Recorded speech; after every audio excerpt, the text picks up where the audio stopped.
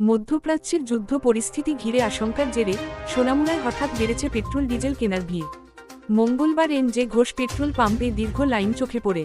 যদিও কর্তৃপক্ষ জানিয়েছে জ্বালানির কোনো সরকারি সংকট নেই এবং সরবরাহ স্বাভাবিক, তবু একদিনেই বিক্রি প্রায় 10,000 লিটার ছুঁয়েছে। পরিস্থিতি সামাল দিতে বাইকে 200 ও গাড়িতে 500 টাকার সীমা বেঁধে দেওয়া হয়েছে। এর মধ্যেই গ্রামে তেল মজুত করে কালোবাজারির অভিযোগ উঠেছে। প্রশাসনের হস্তক্ষেপের দাবি তুলছেন সাধারণ মানুষ।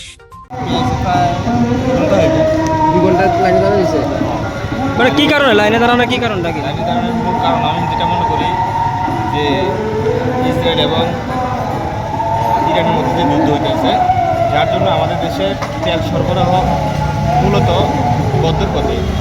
আমি যেটা ওই দিন সোশ্যাল মিডিয়াতে দেখলাম, আমাদের দেশে এখন প্রায় মেবি 45 দিন হয়তো বা তেল স্টক দিতে পারবো যদি ওইখান থেকে তেল সার্ভে না দেয়। অফিসিয়ালি তখন কোনো ঘোষণা হয়েছে আতঙ্কে থেকে এমন করতে হবে। হ্যাঁ, আমরা সোশ্যাল মিডিয়াতে দেখা যেটা দেখলাম ওটা বলতেছি আর কি। আর মূলত আমরা 2 ঘন্টার উপরে দাঁড়িয়ে আছি লাইনের মধ্যে, রোজাকালীন রোজার সময় এখন। আর আপনার কি ধারণা, আপনার যদি কি এটা সত্যিকারে এমন হয় তাহলে মানুষ ভুক্তভোগী হবে কি? মানুষ কী করবে, তেলের উপরে সবটা নির্ভর করে। আমাদের নিত্যজনীয় যে জিনিসপত্র যা আমরা সব কিছু ট্রান্সপোর্টের উপরে নির্ভর করে, তো দিন দিন জিনিসপত্রের দাম আরও ঊর্ধ্বমুখী হবে।